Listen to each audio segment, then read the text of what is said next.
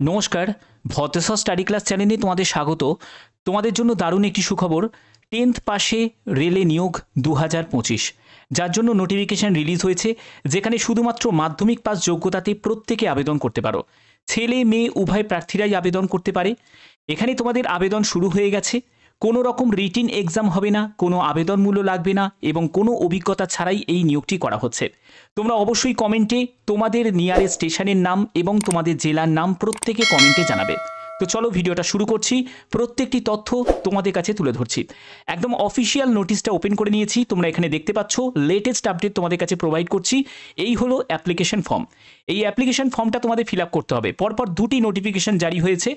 তো দেখো, এখানে প্রথমে কি করবে, তোমার নাম সম্পূর্ণ ক্যাপিটালে দেবে।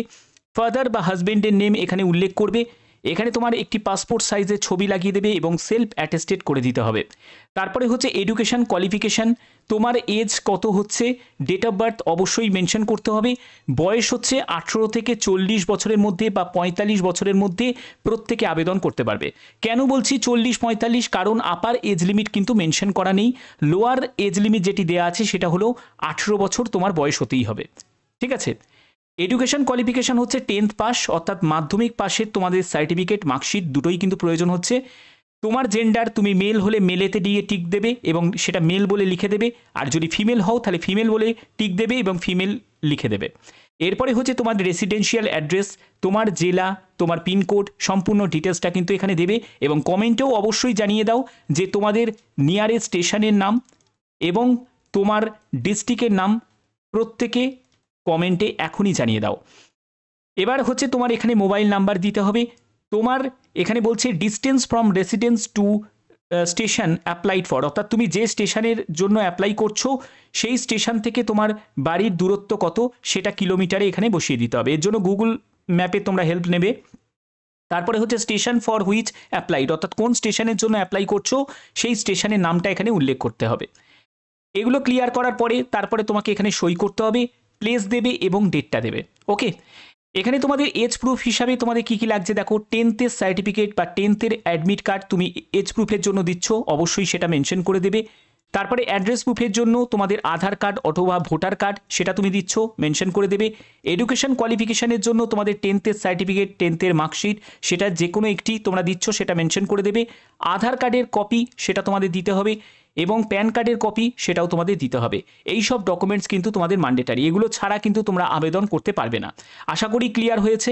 এবার এখানে যে এই যে নিয়োগটি করা হচ্ছে সেটা হাওড়া ডিভিশনের তরফ থেকে এই যে নিয়োগটি করা হচ্ছে, যেখানে তোমাদের টিকিট ভেন্ডিং মেশিনে তোমাদের কাজ করতে হবে। এখানে কোন কোন স্টেশনে নিয়োগ করা হচ্ছে দেখো, পরপর দুটি নোটিফিকেশান আছে কিন্তু আমি প্রথম নোটিফিকেশানের ব্যাপার আপডেটটা তোমাদের কাছে প্রোভাইড করছি।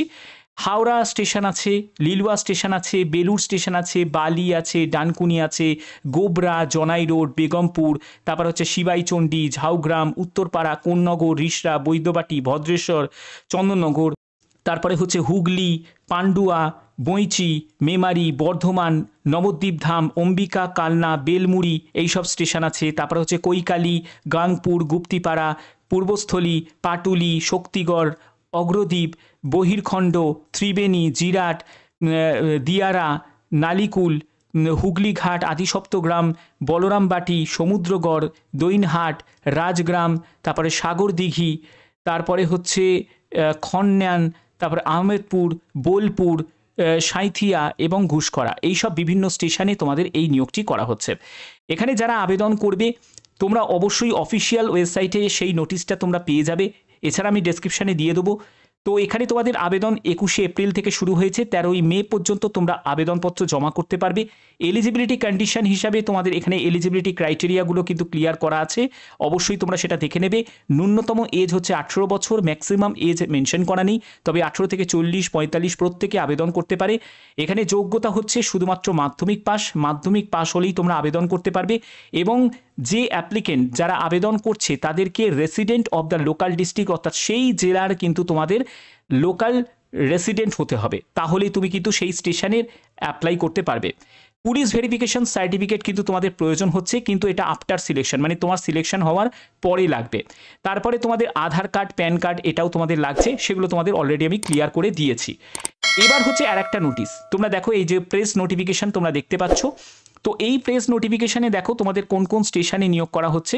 এই স্টেশনে যে নিয়োগটি করা হচ্ছে সেটা হলো NFR এর তরফ থেকে, অর্থাৎ নর্থ ফ্রন্টিয়ার রেলওয়ের তরফ থেকে। অনেকের তোমাদের প্রশ্ন থাকে যে স্যার আপনি ত্রিপুরার আপডেটটা কেন দেন না।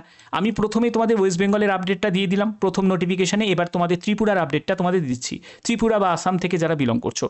দেখো এই সব স্টেশনগুলোতে নিয়োগ করা হচ্ছে, যে এই সব স্টেশনগুলোতে তোমাদের এই নিয়োগটি করা হচ্ছে। ভালো করে ভিডিওটাকে পজ করে একবার দেখে নাও, এই সব স্টেশনগুলোতে নিয়োগ করা হচ্ছে। শিলিগুড়ি আছে, তারপরে জলপাইগুড়ি আছে, বিভিন্ন জায়গায় কিন্তু তোমাদের বিভিন্ন যেসব স্টেশনগুলো আছে, যেমন হচ্ছে হাটওয়ার আছে, তারপরে কসবা আছে, তারপরে হচ্ছে মাগুরজন আছে, তারপরে হচ্ছে রানগঙ্গা পানি আছে।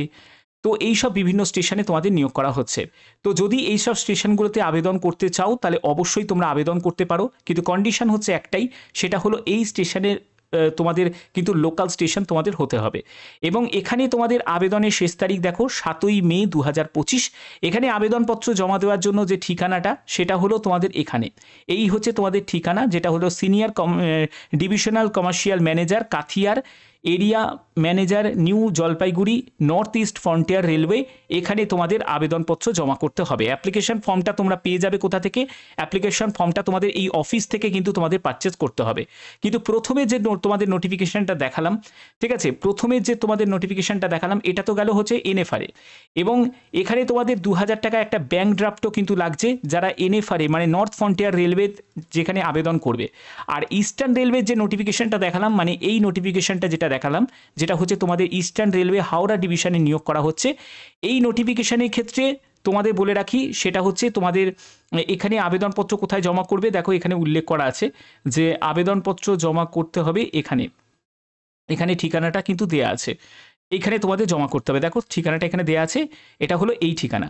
এখানে তোমাদের খামের ওপর লিখতে হবে application for engagement as facilitator two operate ATVM at, যে স্টেশনে তুমি অ্যাপ্লাই করছো সেই স্টেশনের নাম দেবে। ড্রপ বক্স রাখা আছে, কোথায় ড্রপ বক্স রাখা আছে? Office of the senior divisional commercial manager Howrah division eastern railway. এই যে ঠিকানাটা দেখতে পাচ্ছ ভালো করে নোট ডাউন করে নাও, এই ঠিকানায় তোমাদের পাঠিয়ে দিতে হবে। সব থেকে ভালো গিয়ে জমা দিয়ে আসা, একদম গিয়ে সরাসরি গিয়ে জমা দিয়ে আসবে। ড্রপ বক্স রাখাই থাকবে অফিসের মধ্যে। এটা কিন্তু DRM বিল্ডিং, হাওড়া রেলওয়ে যে DRM বিল্ডিং আছে সেখানেই গিয়ে কিন্তু তোমাদের জমা করতে হবে, ঠিক আছে। এর আবার অ্যাপ্লিকেশন ফর্ম কিন্তু তোমাদের মানে তোমাদের কিন্তু ফর্ম তোমাদের কোথা থেকে নিতে হবে না, অফিস থেকে নিতে হবে না, এর ফর্ম আমি ডেসক্রিপশানে দিয়ে দেবো।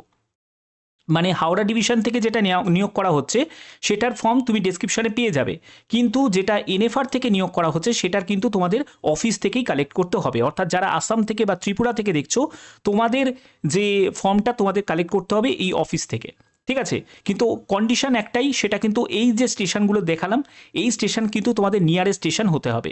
আর যারা হাওড়া থেকে বিলং করছো তাদেরও কিন্তু কন্ডিশন এটাই যে এই যে স্টেশন দেখতে পাচ্ছ এই স্টেশন কিন্তু তোমাদের অবশ্যই নিয়ারেস্ট স্টেশন হতে হবে, তাহলেই তারা কিন্তু আবেদন করতে পারবে। এবং লিস্টে যদি তোমার স্টেশন না পাও তাহলে ওয়েট করে যাও, তোমাদের যখনই কোনো আপডেট আসবে সেই আপডেট তোমাদের অবশ্যই আমি পৌঁছে দেবো। আর একটা কথা তোমাদের বলে রাখি, এখানে কিন্তু তোমাদের সম্পূর্ণ বেতনটা কমিশন ভিত্তিতে থাকবে, মানে যে পরিমাণে টিকিট সেল হবে তার উপর তোমাদের কমিশন থাকবে। যেমন হচ্ছে তোমাদের দেখো এখানে কিন্তু বলা আছে যে NSG 1, NSG 2, NSG 3 ক্যাটাগরি যেসব স্টেশন আছে সেখানে তোমাদের পার্সেন্টেজে কমিশন থাকবে।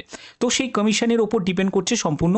এখানে বেতন বলে কিছু নেই, এখানে কমিশনের ভিত্তিতেই কিন্তু তোমাদের এই নিয়োগটি করা হচ্ছে।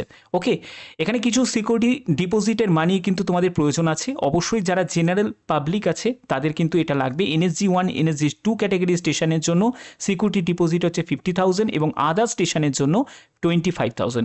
এগুলো কিন্তু তোমাদের কখন লাগবে? এটা হচ্ছে তোমাদের আফটার সিলেকশন, মানে সিলেকশন হওয়ার পরে কিন্তু তোমাদের এটা লাগছে, এবং এটা কিন্তু রিফান্ডেবল, মানে তুমি কিন্তু ফেরত পেয়ে যাবে যখন তোমার কাজের মেয়াদ শেষ হবে, তোমাকে এটা ফেরত দিয়ে দেওয়া হবে, ঠিক আছে। তো আশা করি ব্যাপারটা ক্লিয়ার করেছো। তো যদি এরকমই গুরুত্বপূর্ণ আপডেট পেতে চাও অবশ্যই তোমরা চ্যানেলটাকে সাবস্ক্রাইব করে রাখবে, বেল আইকনটাকে অল করে রাখবে। এখনের মতো এটুকুই, ধন্যবাদ।